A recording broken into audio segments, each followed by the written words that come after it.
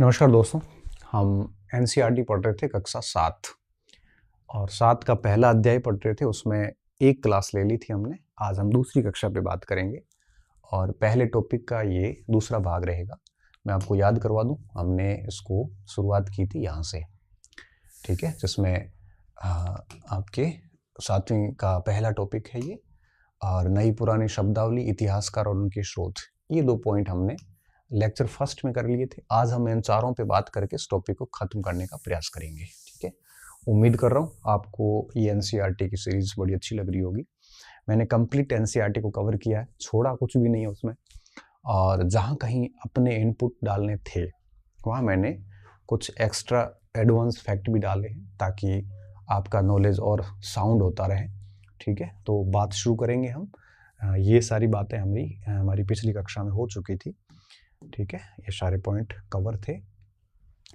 बात आई थी नए सामाजिक और राजनीतिक समूह। तो जो 1000 वर्षों की अवधि थी, 750 से लेकर 1750 के बीच में, इस अवधि में कई परिवर्तन हुए थे, जैसा कि हमने पीछे देखा क्लास के अंदर। तो एक परिवर्तन ये भी था कि इसमें नए सोशल और पॉलिटिकली ग्रुप भी बने थे। कैसे बने? इस समय नई तकनीकी का विकास हुआ, जैसे रहट क्या होता है? धरातल के आंतरिक भागों से जल निकालने की एक मशीन होती है जो कुएं में डाल के और उसको पानी से खींचते हैं और चक्री के रूप में वो पानी बाहर आता है। मारवाड़ के लोगों को बड़ा अच्छे से पता है इसका। हमारे क्षेत्रों में आज भी इसका उपयोग होता है, रहट का। और इस रहट का आविष्कार हुआ, इससे क्या हुआ कि सिंचाई के साधन बढ़ गए, खेती कृषि बढ़ गई, और उत्पादन बढ़ने से आपको पता है सारी चीजें बढ़ जाती है। इसके साथ साथ बारूद का आविष्कार हुआ, जिससे युद्ध लड़ने के तरीके बदल गए। और इसके साथ साथ आपके रहट और बारूद, इन दोनों के साथ साथ कई और तकनीकी विकास इस समय हमें देखने को मिलते हैं। और इन तकनीकी विकास का परिणाम ये निकला कि लोगों के पास में आमदनी बढ़ गई, लोगों के पास में युद्ध लड़ने के नए नए तरीके आ गए। और इसका परिणाम ये हुआ कि लोग झुंड बना के दूसरे क्षेत्रों में जाने की कोशिश करने लगे, दूसरे क्षेत्रों को अपने अधीन करने की कोशिशें करने लगे, साम्राज्य विस्तार जिसे आप कह सकते हो। और फिर ये सब पानी के संसाधन वगैरह हुए तो नई नई फसलें भी अस्तित्व में आई, आलू, तंबाकू, इस टाइप से इनकम बढ़ती गई। ये सारी चीजें जब हुई तो समाज के अंदर एक पॉलिटिकल ग्रुप बन गए, समाज के अंदर कई सारे सामाजिक ग्रुप भी बन गए, जिसमें कुछ लोग अमीर भी थे, कुछ गरीब भी थे, कुछ अत्यधिक गरीब भी थे। ये सारी जटिल संरचनाएं जो है समय के साथ में आई। शुरुआत में ऐसा कुछ नहीं था। क्यों? क्योंकि शुरुआत में उत्पादन की अधिकता नहीं थी। लोगों के लिए केवल उतना ही उत्पादन होता था जितना उनका जीवन चल सके, और जब उतना ही उत्पादन हो जितना जीवन चल सके तो लड़ाई किस बात की? लड़ाई तो संपत्ति की है। और मैंने आपको बताया लड़ाई सत्ता और संपत्ति की होती है, जैसे कि एडम स्मिथ, जो कि फादर ऑफ इकोनॉमिक्स कहलाते हैं, उन्होंने एक बड़ा प्यारा स्टेटमेंट दिया था कि इस पूरी शताब्दी या इतिहास की सबसे घटिया कोई खोज है तो वो है मुद्रा, जबकि वो स्वयं फादर ऑफ इकोनॉमिक्स कहलाते हैं, माइक्रो इकोनॉमिक्स के रूप में जाने जाते थे वो। और वो मुद्रा को सबसे घटिया इसलिए मानते हैं कि सब पूरी कलह का जो मूल है वो मुद्रा है। सत्ता, मुद्रा, ये सारी चीजें एक दूसरे से बड़ी जुड़ी हुई है, क्योंकि मुद्रा के बिना सत्ता काम की नहीं है। राजनीति मुद्रा से चलती है, और इसीलिए कौटिल्य की पुस्तक का नाम अर्थशास्त्र है, लेकिन उसके अंदर कंटेंट जितना भी है, सामग्री पूरी पॉलिटी की है। राज व्यवस्था उसकी विषय वस्तु है, लेकिन राज व्यवस्था भी चलती इकोनॉमी से ही है। बिना इकोनॉमी के कोई काम नहीं होता। तो हुआ क्या, इन सारी मशीनों के कारण नई फसलें आई, और नई फसलों से क्या हुआ, लोगों के पास में इनकम बढ़ी, समाज में कई ग्रुप बन गए, और समाज को व्यवस्थित रूप से चलाने के लिए कई राजनीतिक समूह भी बन गए। और राजनीतिक समूह में फायदा किसने लिया? डोमिनेटिंग कास्ट ने, राजपूतों ने सबसे अधिक फायदा लिया। और 7वीं से 12वीं शताब्दी का पूरा काल ही राजपूत काल के नाम से जाना गया। इसके अलावा मराठों ने, जाटों ने, अहीरों ने, कायस्थों ने, इन्होंने भी इस राजनीतिक समूह की एक प्रकार से सत्ता अपने पास में रखी। ये 750 से 1750 के काल में हमें देखने को मिलता है। तो हम यहाँ पे क्या लिखेंगे? हम लिखेंगे कि इस काल में कई नई यंत्र, नई प्रौद्योगिकी हमारे को देखने को मिलती है।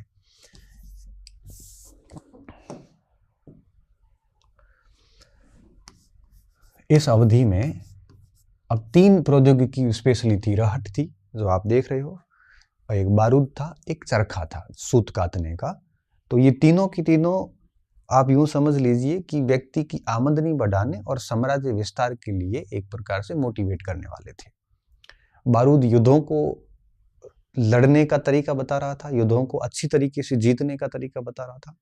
रहट खेती करवा रहा था, और चरखा सूती वस्त्रों के उत्पादन और उस पे काम कर रहा था। तीनों की तीनों व्यक्ति को आधुनिक कर रहे थे। ठीक है, तो इस समय नई प्रौद्योगिकी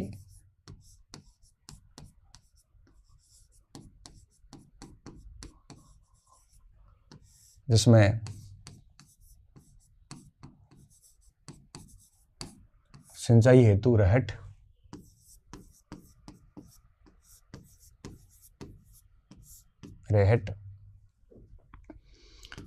सूत कातने के लिए चरखा,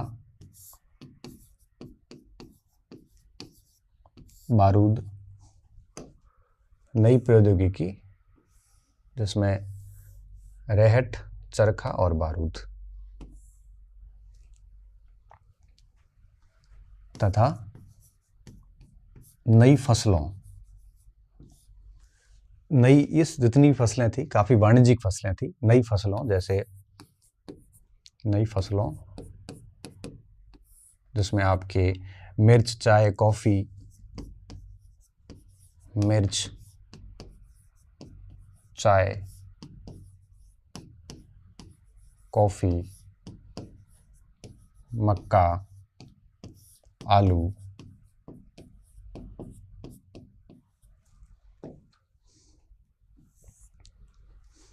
का विकास या नई फसलों का प्रचलन हुआ।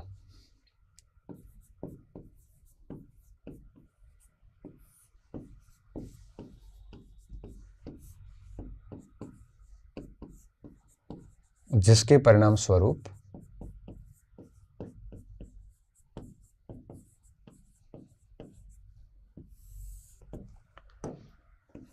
अब हुआ क्या, इसके परिणाम क्या निकले देखिए। आप इसको बहुत सामान्य समझ सकते हैं कि इनसे लोगों की आमदनी बढ़ी, समाज में कई वर्ग बने, धनी वर्ग से लेके गरीब वर्ग तक, दास से लेके स्वामी तक, और साम्राज्य विस्तार के अभियान हुए। क्योंकि पैसा आता है ना, तभी व्यक्ति विस्तार के बारे में सोचता है। सबसे पहले सैचुरेटेड स्थिति आती है, संतृप्त अवस्था। संतृप्त अवस्था के बाद में ही चीजें आगे बढ़ती है। मोस्लो का जीवन आवश्यकता सिद्धांत आपने पढ़ा होगा, एक आता है आवश्यकता सिद्धांत। उसमें भी आप देखोगे तो इस तरह से त्रिभुज बना, ऊपर से खुला रखा गया है कि व्यक्ति जब भी प्रयास करेगा तो सबसे पहले जीवन निर्वाह की कोशिश होगी, फिर धीरे धीरे प्रतिष्ठा की तरफ जाएगा। प्रतिष्ठा का कोई अंत नहीं है, तो वो ऊपर का पूरा त्रिभुज खुला रखा है कि प्रतिष्ठा का कोई अंत नहीं है। व्यक्ति पूर्ण रूप से कभी संतुष्ट नहीं होता, सर्वोच्च संतुष्ट जरूर हो सकता है, ऐसा इकोनॉमिक्स कहता है। तो इसमें भी क्या हुआ कि जब पैसा आया, उत्पादन हुआ, तब साम्राज्य विस्तार की इच्छाएं जागृत हुई। यहां पे क्या हुआ, जिसके परिणाम स्वरूप जनता की आमदनी बढ़ी, जनता की आय बढ़ी, जिससे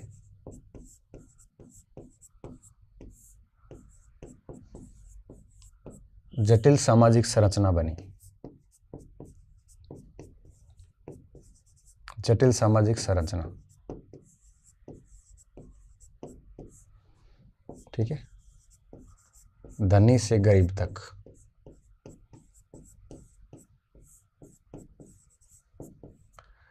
अगर आय की समानता हो, सबकी आय समान हो, तो समाज में बहुत जटिल सामाजिक संरचना नहीं होती, सब समान होते हैं।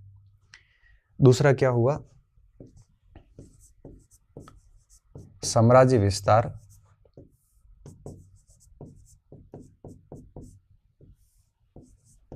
हेतु बाहरी अभियान शुरू हुए। ठीक है।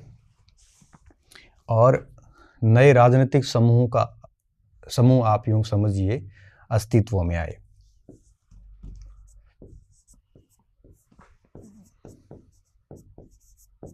नए राजनीतिक समूह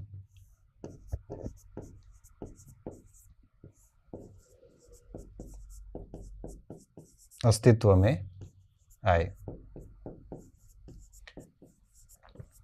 पॉलिटिकल ग्रुप अस्तित्व में आए। और आपको पता है कि पॉलिटिकल ग्रुप वे समूह होते हैं जो सत्ता अपने पास में रखने की कोशिश करते हैं, और जनरली इन समूहों पर उन्हीं का वर्चस्व होता है जो अभिजात होती है, जो शक्तिशाली होती है, जिसके पास धन बल किसी की कमी नहीं होती। तो सीधी सी बात थी कि राजनीतिक समूह अस्तित्व में आएंगे तो इनके ऊपर नियंत्रण भी शक्तिशाली जातियों का रहेगा, और ये मोस्टली रहा राजपूतों का, कुछ जगह पे मराठों का, कुछ जगह पे अहीर यादवों का, कुछ जगह पे जाटों का। और कायस्थ जो थे, जो लिपिक का काम करते थे, उनकी इमेज भी बढ़ गई, क्योंकि राजनीतिक समूह में काम करने का जिम्मा इन्हीं के पास में होता था। तो अस्तित्व में आए जिससे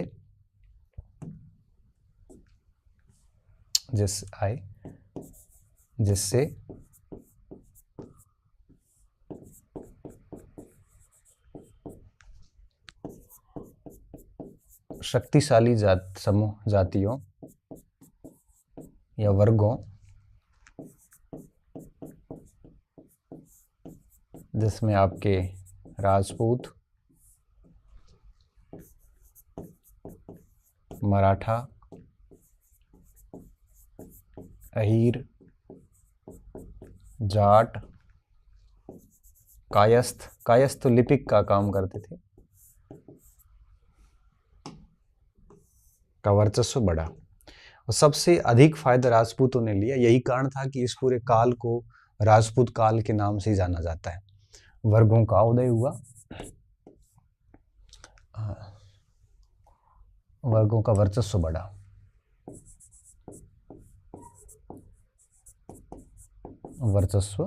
बढ़ा। सर्वाधिक फायदा किसने लिया? राजपूतों ने।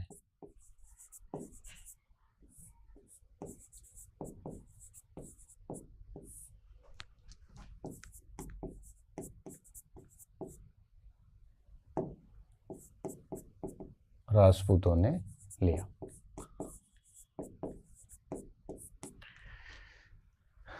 ठीक है, और यही कारण था कि इसको अपन राजपूत युग भी कहते हैं।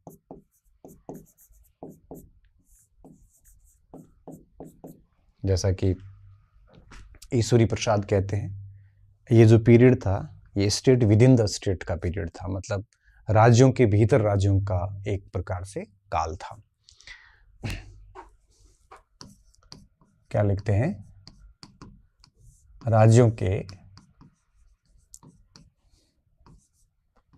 राज्य के भीतर राज्यों का काल। राज्यों के भीतर राज्यों का काल, ये ईश्वरी प्रसाद कहते हैं। एक राज्य के अंदर कई राज्य जो है वो पैदा हो गए।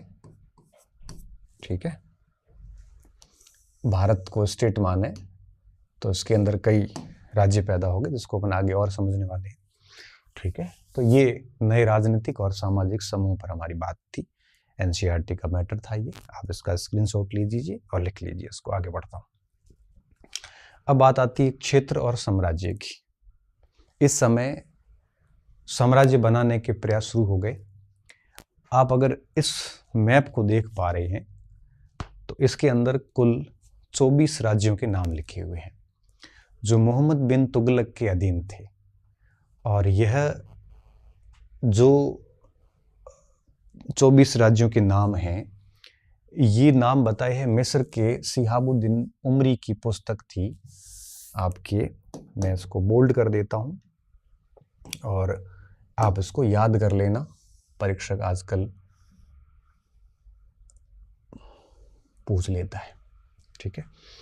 और साथ साथ में इन्होंने एक बिंदु और बताया है, वो बताया है बलबन का, कि विभिन्न सारे क्षेत्र और उनको किस तरह से राजाओं ने आगे चलकर साम्राज्य का हिस्सा बनाया, ठीक है।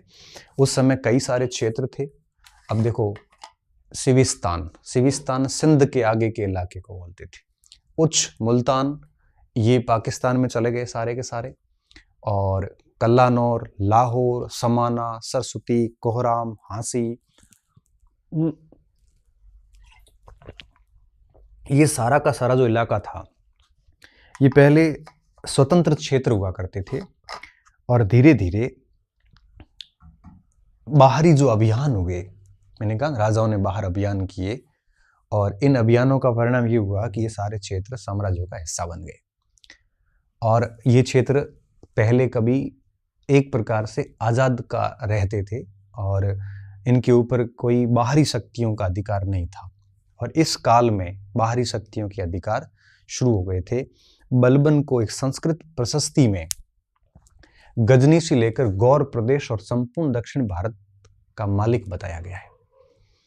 और अमीर खुसरो ने जब किताब लिखी तो उसमें कई भाषाओं के उल्लेख किए हैं, जिससे लगता है कि अलाउद्दीन खिलजी का जो काल था उसमें उनका शासन क्षेत्र काफी व्यापक रहा होगा। तो ये सारे क्षेत्र जो है वो बड़े साम्राज्यों का हिस्सा हो गए थे।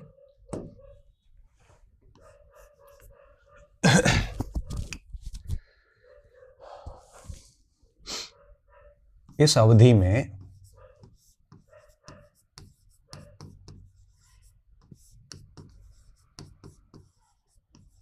विभिन्न क्षेत्र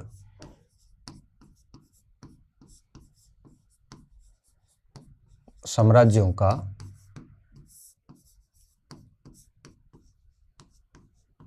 हिस्सा बना दिए गए।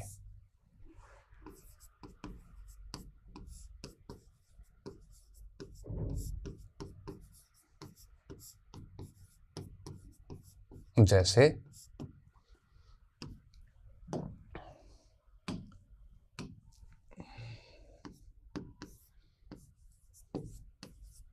अब जैसे मोहम्मद बिन तुगलक की बात करें, मोहम्मद बिन तुगलक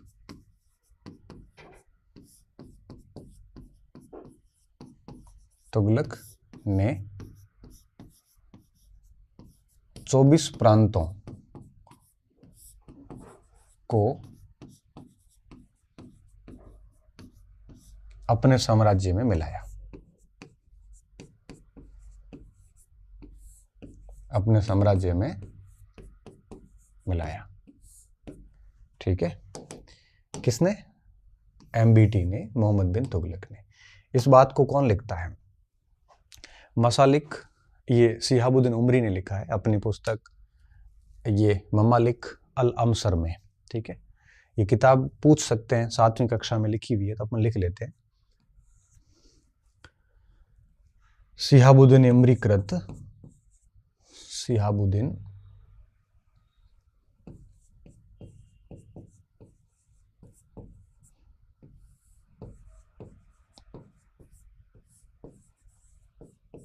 कृत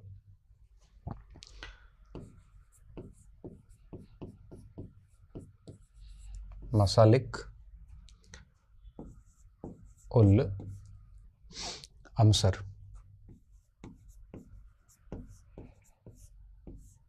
के अनुसार,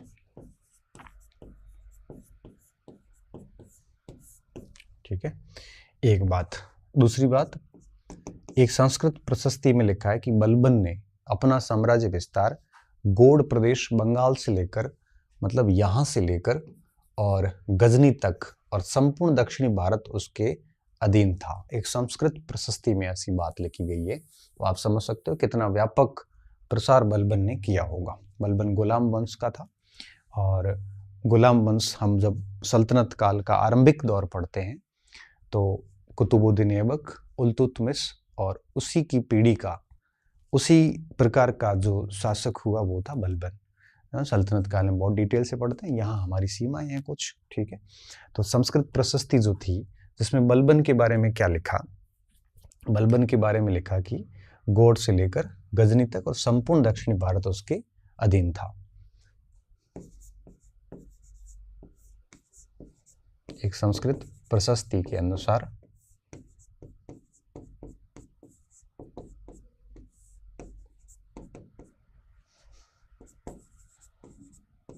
में विवरण है कि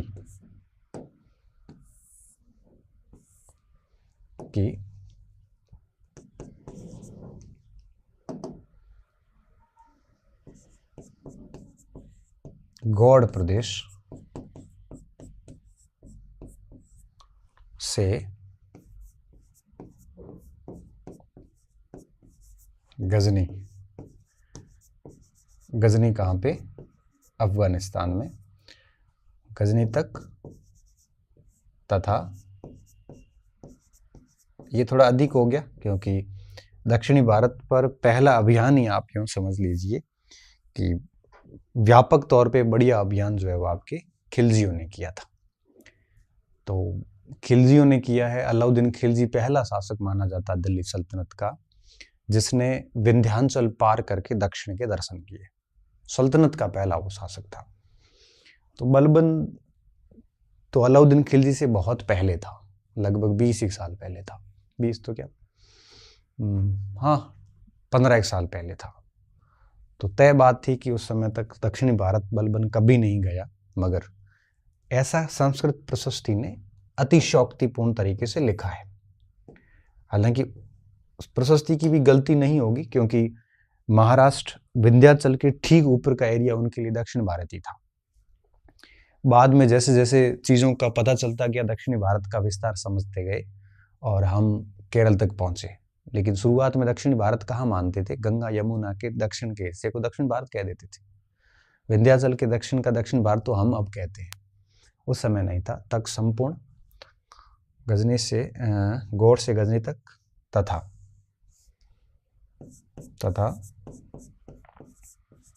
संपूर्ण दक्षिणी भारत बलबन के नियंत्रण में था। बलबन के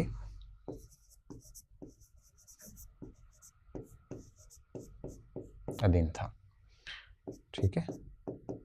तो 3 ऐसे एग्जाम्पल मैं देता हूं जो ये बात का प्रमाण है कि किस तरह से छोटे छोटे क्षेत्रों को साम्राज्य का हिस्सा बनाया गया, और यही तीनों बातें एनसीईआरटी ने लिखी है।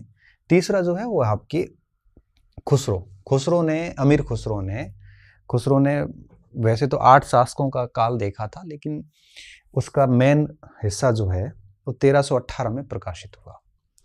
1318 में खुसरो लिखता है कि उसने कई भाषाओं के नाम लिखे हैं। इवन होयसल वंश की दार समुद्रम भाषा का लिखा, कन्नड़ का लिखा, दक्षिण की भाषाओं का, सिंधी का लिखा है।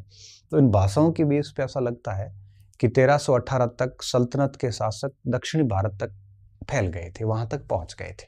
और अलाउद्दीन ने, खैर आपको पता ही है कि अभियान किए ही थे। हम दक्षिणी भारत की जो नीति थी अलाउद्दीन की, वो बढ़िया तरीके से पढ़ते भी हैं। आगे पीछे पढ़ा भी हमने बैचेस में, यहाँ पे तो आगे आएगा तब हम यहाँ पे भी पढ़ेंगे। तो लिखते क्या है कि खुसरो ने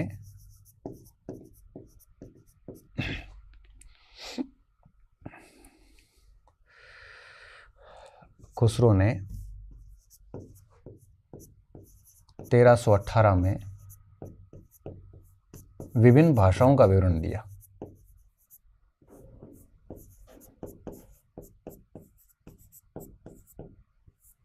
जैसे अब मैं नॉर्थ ईस्ट की बात करूं तो लाहौरी भाषा, कश्मीरी भाषा और सिंध का उल्लेख करता है। दक्षिण में आते हैं तेलंगाना, मुआबरी जो माबर प्रदेश में बोली जाती थी, और दार समुद्री भाषा का उल्लेख करता है। इधर गुजरी भाषा का उल्लेख करता है गुजरात के अंदर, ठीक है। ये सारी भाषाएं उसने लिखी थी, मैं नाम लिख लेता हूं। लाहौरी, सिंधी, कश्मीरी, और इसके अलावा आपकी दक्षिण में जाते हैं तो द्वार समुद्री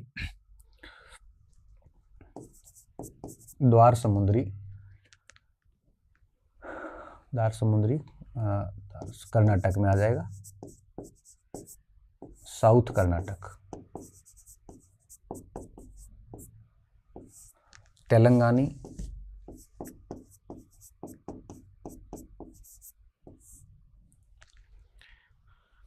हाँ, मुआबरी तमिलनाडु, और गुजरी गुजरात। अवधी जगह नहीं बची, यहाँ लिख लेता हूँ। अवधी गौड़ प्रदेश की भाषा इत्यादि। ये सारी भाषाओं के नाम खुसरो ने लिखे हैं।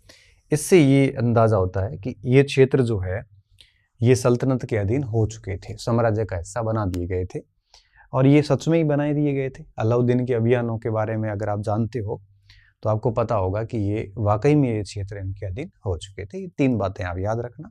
ये सारे याद रखने की जरूरत नहीं है, लेकिन कुछ इलाके जैसे ये महाबर प्रदेश है, मैंने लिखा ना महाबर, तो ये जैसे प्रदेश देख लो कहाँ पे है, तमिलनाडु का हिस्सा है।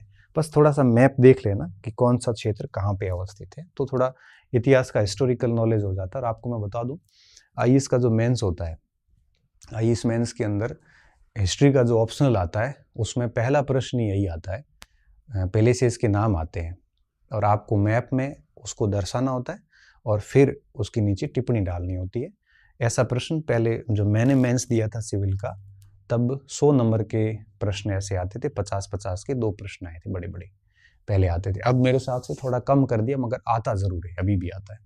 तो इससे आपका हिस्टोरिकल नॉलेज जो है वो मैपिंग के सहारे बढ़िया हो जाता है। तो थोड़ा सा उसको बढ़िया से देख लेना आप, ठीक है। आप इसका स्क्रीनशॉट लेके लिख लीजिए, मैं आगे बढ़ता हूँ। पुराने और नए धर्म। अब देखो, पुराने धर्म में वही सनातन संस्कृति हिंदू धर्म था, और नए धर्म में भारतीय उपमहाद्वीप में जो प्रवेश किया वो था इस्लाम।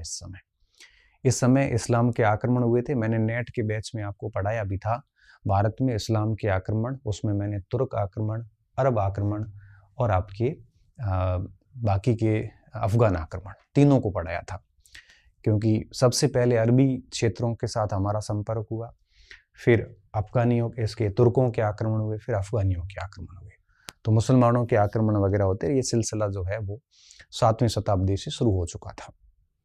तो नए धर्म के रूप में हम इस्लाम को देखते हैं, और भारतीय उपमहाद्वीप में पहले केवल हिंदू धर्म था, और 2 अलग मत जरूर थे, जैन बौद्ध वगैरह। ईसाई भी आने की कोशिश कर रहे थे, लेकिन ईसाइयों का प्रचलन थोड़ा लेट हुआ था। हालांकि आ तो गए थे, 4 दूत मंडल मिशनरी के रूप में अकबर के काल में भी आ गए थे, फादर मॉन्सरेट वगैरह। लेकिन नया धर्म जो था इस समय, इस शताब्दी में 750 के बाद, वो था आपके इस्लाम, ठीक है। तो हम लिखेंगे कि इस शताब्दी में नए धर्म के रूप में इस्लाम का आगमन होता है।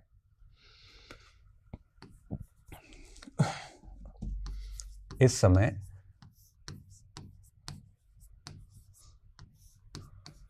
अच्छा, हिंदू धर्म का भी पहले लिख लेते हैं। हिंदू धर्म में भी कई परिवर्तन हुए,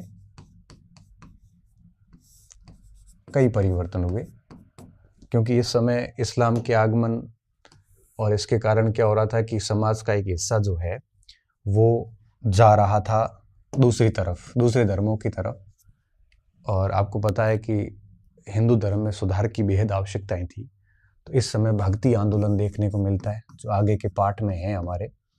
भक्ति आंदोलन हुआ, जिसमें हिंदू धर्म और समाज में सुधार किए गए।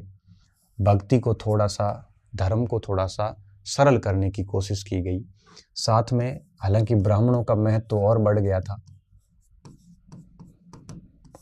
ब्राह्मणों को संस्कृत का ज्ञान था, और संस्कृत का ज्ञान होने के कारण इनको दरबारों में स्थान मिलता था, और दरबार में स्थान मिलने के कारण इनकी रेपुटेशन बढ़ती थी। और प्रतिष्ठा बढ़ जाने के कारण इनका सम्मान और बढ़ जाता था। तो ब्राह्मणों को संस्कृत का ज्ञान होने के कारण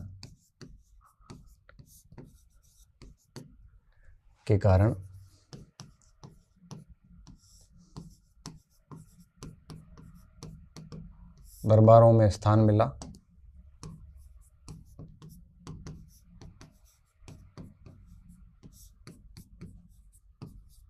पहले से था ये तो, जिससे प्रतिष्ठा बढ़ी।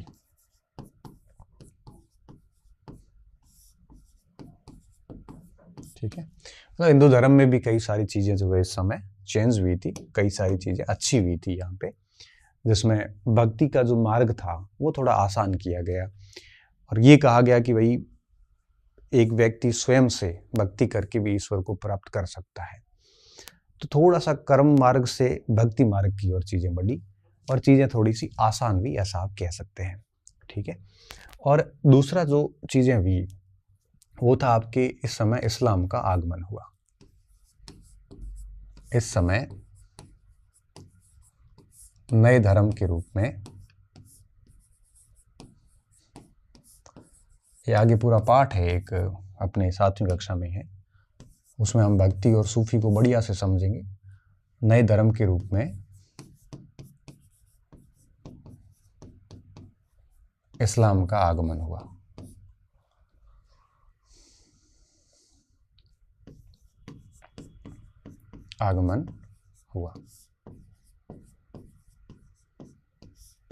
ठीक है, मैं आपको बता दूं, शुरुआत में इस्लाम जो है ये व्यापारियों, यूं कहिए कि अरब सागर के माध्यम से, आपने अगर भारत का मैप देखा हो तो अरब से यात्री दक्षिणी भारत आते थे व्यापार करने के लिए, और स्टार्टिंग में इनका जो संपर्क था वो व्यापारिक संपर्क था, आर्थिक हितों के लिए आते थे।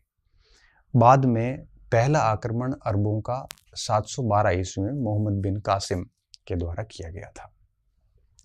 फिर कासिम के बाद में फिर मोहम्मद गजनवी, गौरी, ऐसे कई सारे आक्रमण हुए। फिर ये धर्म प्रसार के ऊपर आ गए और अल्टीमेटली तराइन के दूसरे युद्ध में जब मोहम्मद गौरी ने पृथ्वीराज को पराजित किया, चौहान को, तृतीय को, तो उसके बाद भारत में इस्लामिक सत्ता स्थापित हो गई और सारी चीज़ें बाद में बदल गई थी और भारत में हम मध्यकाल का दौर शुरू मानते हैं। तो इसमें आगमन हुआ, इसमें क्या लिखेंगे,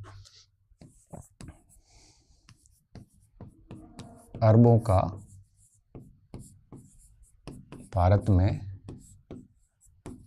आरंभिक संबंध व्यापारिक थे।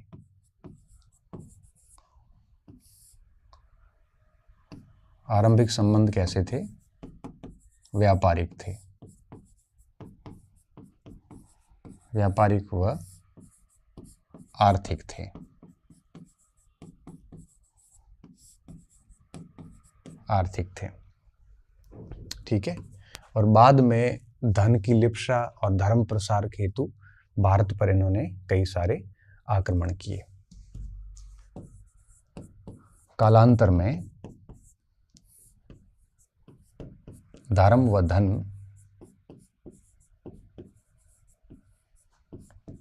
हेतु धन की प्राप्ति, धर्म प्रसार, आक्रमण किए और भारत की सत्ता इस्लाम के पास गई और भारत की सत्ता जब इस्लाम के पास गई तब क्या हुआ? तब कुरान शरीफ आधारित शासन शुरू हुआ, शरीयत आधारित।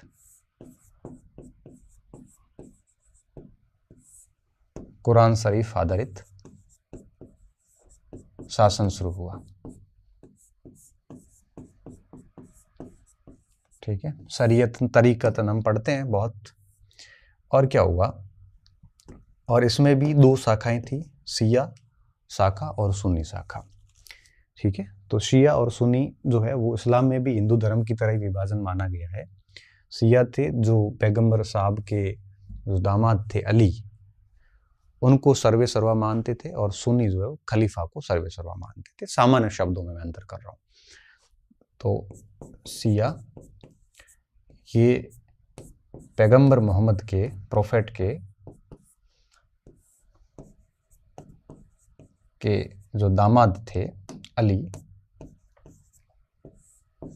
के दामाद अली को सर्वे सर्वा मानते थे।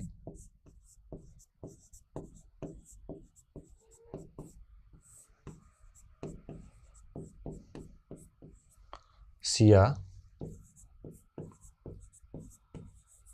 व सुन्नी ये खलीफा को सर्वे सर्वा मानते थे।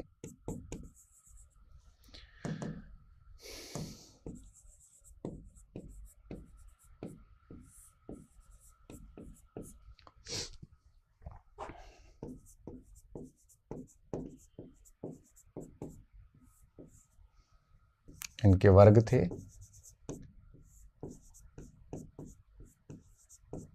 ये भारतीय उपमहाद्वीप में उस समय के लिए एक नया धर्म था, इसलिए हेडिंग भी क्या दी है इन्होंने, नया और पुराना धर्म। अब नया धर्म तो इस्लाम था और पुराना धर्म कौन सा था, हिंदू धर्म था। इनके अंदर भी कई सारी इस्लाम की कई सारी न्याय की अलग अलग व्याख्याएं हैं।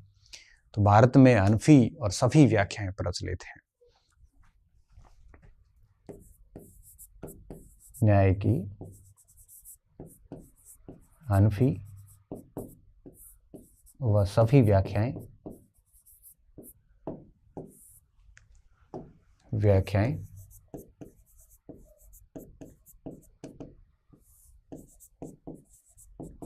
प्रचलित हुई।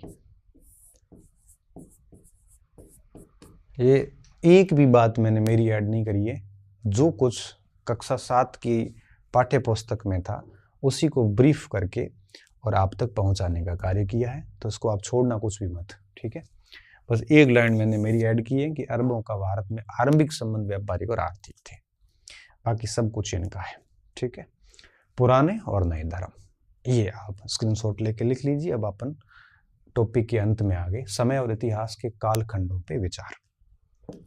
देखो, समय और इतिहास के कालखंडों में 3 काल बांटे गए।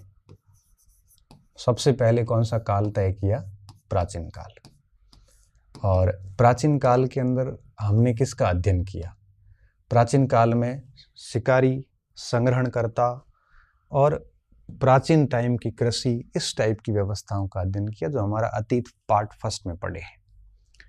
फिर आता है मध्यकाल। तो इसमें क्या क्या अध्ययन था, प्रारंभिक समाज, प्रारंभिक कृषि,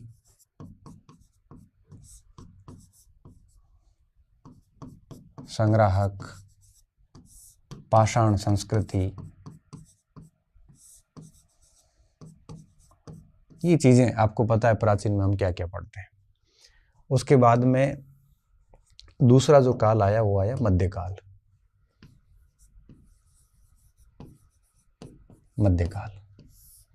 मध्यकाल में हमने यही आपके राजपूत वंश, सल्तनत, मुगल और अंत में यूरोपियन कंपनियों का आगमन, ये आता है।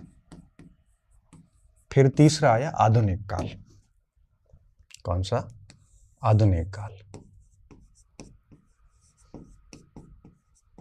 आपको मैं बता दूं कि इतिहासकार मील ने भारतीय इतिहास को हिंदू, मुस्लिम और ब्रिटिश इतिहास में बांटा था कि पहला इतिहास ये हिंदू इतिहास था, बाद में मुस्लिम इतिहास था, आधुनिक जो है वो ब्रिटिश इतिहास था। आधुनिक काल क्यों कहते हैं, क्योंकि विज्ञान, विवेक और तर्क के आधार पे, साइंस की बेस पे, नवाचारों के आधार पे, नई कानूनी व्यवस्थाएं, सब कुछ यूरोपियंस लेके आए थे और भारत में प्राचीन जो परंपरागत चीजें थी वो खत्म करके और एक नयापन आया था। इस वजह से उसको आधुनिक काल माना जाता है। आधुनिकता की डेफिनेशन यही होती है, जब व्यक्ति परंपराओं से, जब व्यक्ति लकीर का फकीर हुए बिना अपने तर्क और विवेक से सोच की विज्ञान के ऊपर बात करता हो। जब व्यक्ति ये समझ सके कि जो कहने वाला है, मैंने कहीं से कोई बात सुनी, अगर मैं उसका तर्क और विवेक से सोचूं और उसके बाद अगर मेरा निर्णय देता हूं, तो एक आधुनिकता है। और मैं अगर इसलिए मान रहा हूं कि आपने कहा और मैं मान लेता हूं हूबहू, तो ये एक आधुनिकता की डेफिनेशन नहीं है, वो परंपरागत चीजें हो जाती है। तो आधुनिक काल माना गया, जिसमें है वो यूं कहिए कि क्या क्या था, जिसमें तर्क, विवेक, विज्ञान और आधुनिकता। और आधुनिकता एक पूरा पाठ मैंने पढ़ाया था उत्तर आधुनिकतावाद में, इतिहास दर्शन के अंदर, आपको याद हो तो एक लाइन और लिख लो और फिर ये टॉपिक पूरा हो जाएगा, जिसमें हम लिखेंगे कि मील ने भारतीय इतिहास को मील ने भारतीय इतिहास को 3 भागों में बांटा।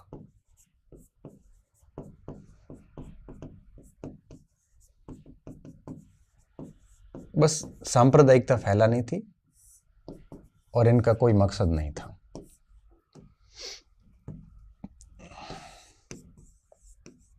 हिंदू ये प्राचीन काल था, मुस्लिम और ब्रिटिश। हालांकि ये परिभाषा अब बिल्कुल नकारी जा चुकी है, लेकिन इन्होंने ये एक कुत्सित प्रयास किया था जिसके जरिए भारतीय इतिहास को या भारत में सांप्रदायिकता बढ़ाना इनका मेन मोटो रहा, ताकि वो भारत पे शासन कर सके। खैर, वो बातें बात की है। तो ये अध्याय इतना ही था और इस अध्याय को हमने पूर्ण कर लिया है। ठीक है, नेक्स्ट टॉपिक में राजा और उनके राज्य, इसमें चोल शासन पद्धतियां पूरी हैं, चोल काल के बारे में हम पढ़ेंगे सेकंड टॉपिक के अंदर। ठीक है, तो उम्मीद कर रहा हूँ आपको अच्छा लग रहा होगा। बहुत बहुत धन्यवाद विद्यार्थियों, अच्छे रहिए, मस्त रहिए और पढ़ते रहिए।